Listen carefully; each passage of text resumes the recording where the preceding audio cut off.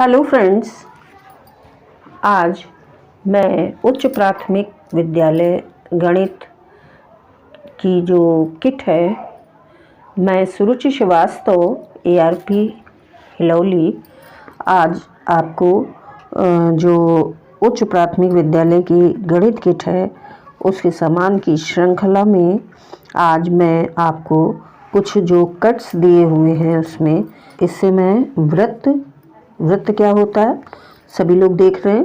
ये एक वृत्त है और वृत्त में यहाँ पर एक केंद्र होता है बीचों बीच में, और ये पूरा जो है इसको हम कहते हैं परिधि। क्या कहते हैं? परिधि। लेकिन अब हम वृत्त के जो कट्स हैं इसको कितने भागों में डिवाइड किया गया है, क्योंकि इससे हमारी भिन्न की जो संकल्पना है, भिन्न की अवधारणा को हम बच्चों को समझाएंगे, हम समझेंगे। तो आइए मोटा मोटे तौर पे ये जान लेते हैं कि भिन्न होता क्या है। भिन्न हम कहें या फ्रैक्शन कहें तो किसी चीज़ को अंशों में विभाजित करना या किसी चीज़ को हमें टुकड़ों में बांटना। अब हमने उसके कितने टुकड़े किए हैं तो उसके एक टुकड़े को हम गणित में कैसे लिख सकते हैं, वो कितना भाग हुआ उसको हम भिन्न कहते हैं। अब जैसे भिन्न को अंशों में बांटना, इसीलिए इसको जो हम लिखते हैं, ये देखिए भिन्न 2/3 जैसे हमने लिखा है, तो इस बीच वाले निशान को हम कहते हैं बांटना। किसी चीज़ को कितने हिस्सों में हमने बांटा है और ये उसका कितना हिस्सा है।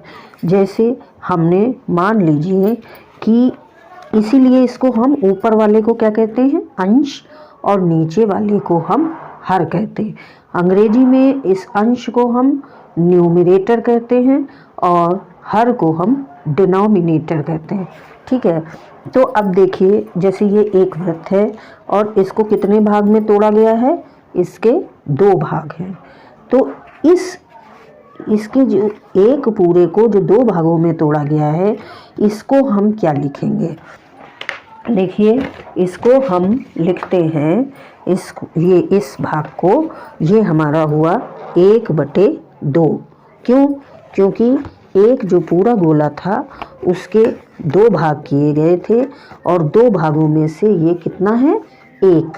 तो ये 1/2 भिन्न इसकी हुई, और अगर इन दोनों को लगाते तो ये पूरा कंप्लीट हो जाएगा। इसी तरह से अब देखिए जैसे कि हमारा ये है, तो इसमें क्या किया गया है?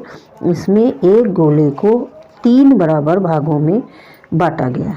ठीक, तो अब इसमें हम देखेंगे इन 3 भागों में से अगर हम इसको ले रहे हैं केवल, तो ये हमारा भिन्न के रूप में ये कितना भाग है? 1/3। और अगर हम ये सोचें कि ये कितना बचा, तो ये देखिए इन 3 भागों में से ये कितने भाग हैं? 1, 2। उन 3 से हमने लिया, तो इसको हम कहेंगे 2/3। ठीक है, इसी तरह से अब अगर हम ले लें 4 वाला, देखिए ये है जैसे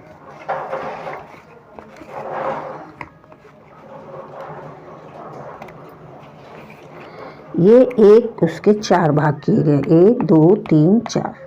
ठीक है, तो अगर हम इसमें से कहें कि ये कितना भाग है, तो ये 4 थे, 4 भाग थे, 4 में से हमने लिया 1, यानी ये हुआ 1/4।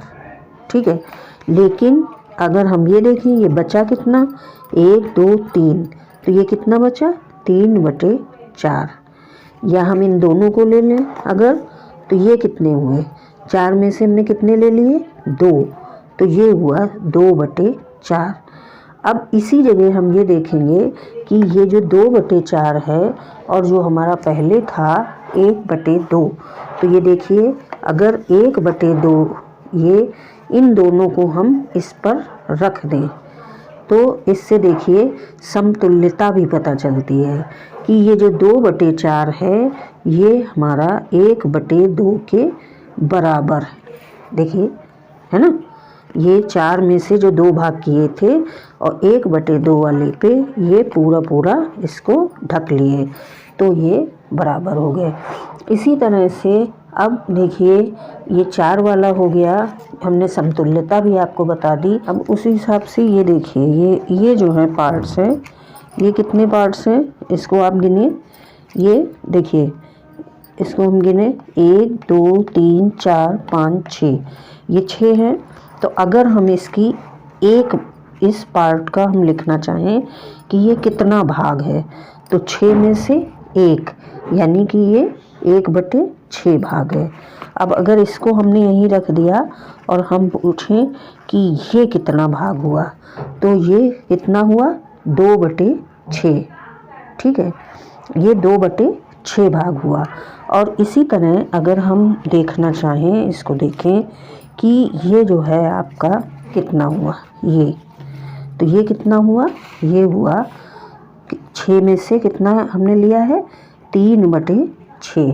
अब हमने जब ये 3/6 लिया है, अब इन 3/6 को आप देखो कि ये 3/6 और ये किसके ऊपर पूरा पूरा आ रहा है।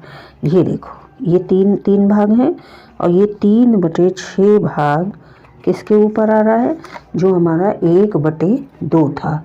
3/6 किसके ऊपर आ रहा है, 1/2 के। तो ये समतुल्य भी इसी जगह ये समतुल्य हो गया, ठीक है, ये समतुल्य है।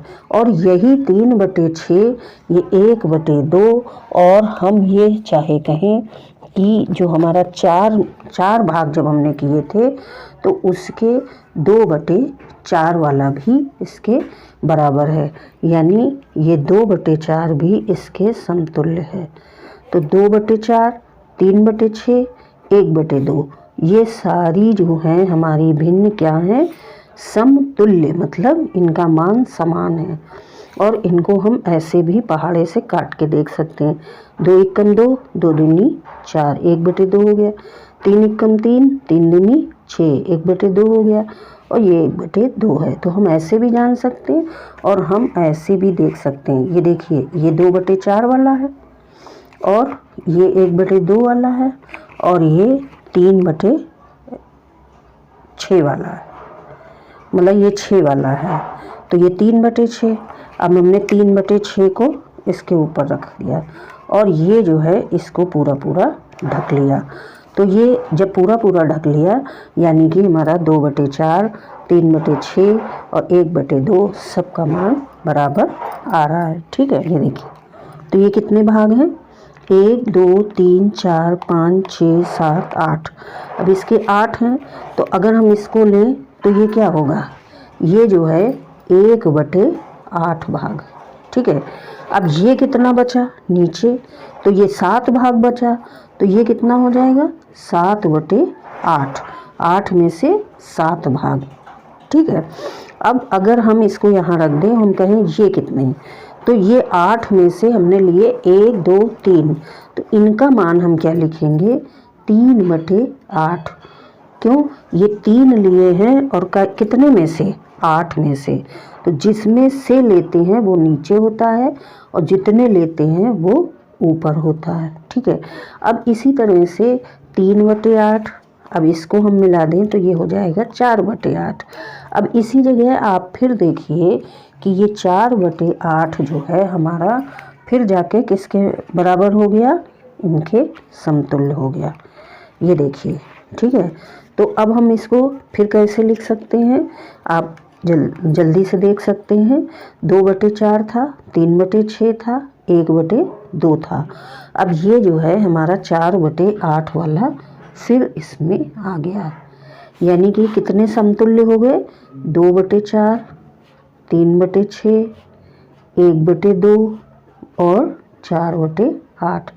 तो हम समतुल्य हम ऐसे देख सकते हैं कि पूरा पूरा वो ढक ले चीज़ को, ठीक है।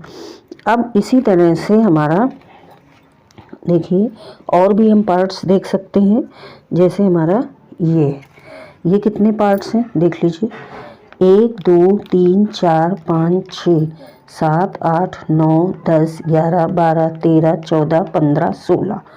तो ये एक गोले के 16 भाग किए गए हैं। अब अगर हम इसका मान हम देखते हैं तो ये इसका मान क्या होगा अगर हमें ये देखना हो, तो इसका जो मान होगा ये होगा हमारा 1/16। अब जब ये 1/16 होगा, ये 16 भाग किए गए थे, 16 में से हमने 1 निकाला, 1/16, तो ये कितने हुए 15/16। ठीक है। अब अगर इसके हम 2 निकाल लेते, या हमने ये आधा निकाल लिया, अब ये देखिए, तो ये 16 में से हमने कितने निकाल लिए, 1 2 3 4 5 6 7, और ये पूरे 16 थे, तो ये भिन्न बनी हमारी 7/16। अब इसकी अगर हम ये देखिए, है ना, ये हमने लिया तो ये कितना हुआ, 1 2 3 4 5 6 7 8, तो ये हुआ 8/16। अब इसी जगह हम इसको फिर से उसके साथ समझ लेते हैं कि ये जो हमने किया था, देखिए, अब जैसे ये था, ये 1 2 3 4, 4/8, और इसको देखिए, ये जो आपकी 8/16 है, ये 4/8 को पूरी तरह से ढक रही है। ये देखिए, ये पूरा आ रहा, तो आप 8/16 बराबर 4/8, ये समतुल्य है, ये बराबर है। कैसे, वैसे भी आप देख सकते हैं, देखिए अपने गणित के रूप में वैसे करिए, तो ये 8 एकम 8 और 8 दूनी 16, 1/2 हुआ। इसी तरह हम 4 एकम 4, 4 दूनी 8, ये भी 1/2 हुआ, यानी 8/16 हमारा बराबर है 4/8 के। ये समतुल्य है।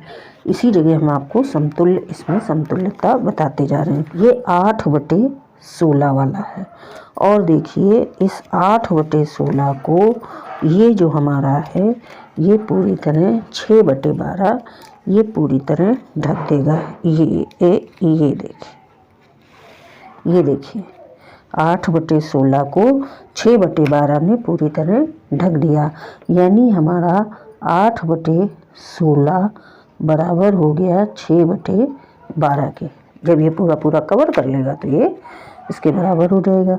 और आप यहाँ पे भी देख सकते हैं, 8 एकम 8, 8 दूनी 16, 6 एकम 6, 6 दूनी 12, यानी इन सब का मान 1/2 के बराबर है। इक्वलिटी ऑफ फ्रैक्शन हमने सीखा, और हमने क्या सीखा, फ्रैक्शन सीखा, इक्वलिटी ऑफ फ्रैक्शन सीखा, और फ्रैक्शन को हम कैसे डिवाइड करते हैं, क्या चीज़ से सीखते हैं। मुझे आशा है कि आज आपको ये कट्स से भिन्न की समझ आ गई होगी। Till then, take care and bye.